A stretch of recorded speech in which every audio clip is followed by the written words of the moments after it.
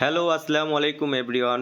সবাই কেমন আছেন? আমরা এখন এই যে ডলফিন মোড় থেকে আমরা এখন ইয়েতে যাচ্ছি, সাজেক বেলু, যেখানে কাঁকড়া বীচ আছে হিমছড়ি, ওখানে পাহাড়ে যাব। এখন আমরা এই যে অটো ভ্যানে করে চলে যাচ্ছি।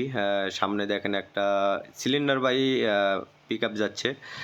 এই রাস্তাটা ডলফিন মোড় থেকে সোজা খাগড়াছড়ির রোডে চলে গিয়েছে।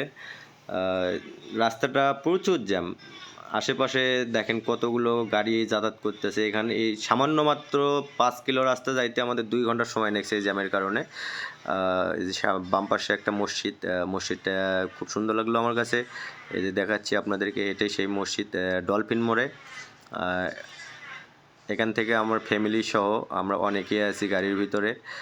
আমাদের এখানে লম্বা অটো বলা হয়, সেটা এই যে মোটর সাইকেলগুলো দাঁড় করে রাখা হয়েছে, এগুলো ভাড়ায় চালিত হয়। আমরা সবেমাত্র হোটেল থেকে নেমে অটোতে করে সেই কাঁকড়া ব্রিজে যাচ্ছি এবং হিমাচল পাহাড়ে যাব পাহাড়টা দেখার জন্য। সবাই দেখতে থাকুন। রাস্তাটা খুব বিজি রাস্তা।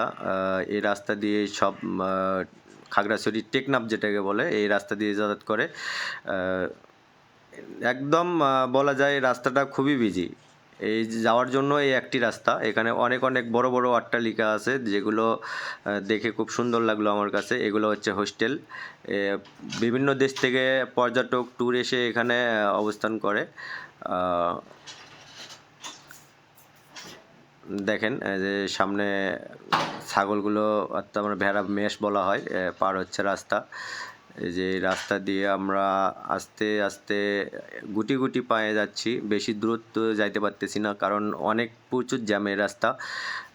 আর একটু গেলেই আমরা ডলফিন মোড়টা পেয়ে যাব।